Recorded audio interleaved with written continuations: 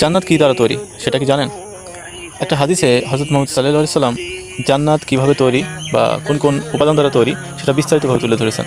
তো সেই হাদিসটা বলার আগে অবশ্যই ভিডিওটি শেয়ার করবেন। ভালো কিছু শেয়ার করাটাও একটা সাদকা। তো আশা করি আপনি যেমন এই বিষয়টা সম্পর্কে অবগত হচ্ছেন, অন্যদেরকেও জানানোর জন্য অবশ্যই ভিডিওটি শেয়ার করবেন, যাতে অন্যরা জানতে পারে যে জান্নাত কী দিয়ে তৈরি। তো চলুন হাদিসটি শুনে আসি। তো হযরত মুহাম্মদ সাল্লাল্লাহু আলাইহি সাল্লাম বলেছেন, জান্নাত স্বর্ণ এবং রূপার ইট দিয়ে তৈরি। রূপা এবং স্বর্ণের ইটের মাঝখানে মশলা দেওয়া হয়েছে, সুগন্ধির মৃগনাভির।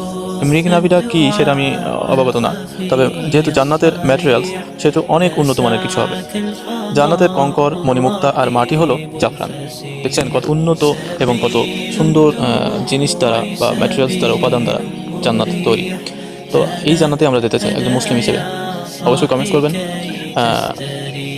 আপনি কি জান্নাতে যেতে চান? অবশ্যই কমেন্টস করবেন এবং ভিডিওটি অবশ্যই শেয়ার করবেন। আর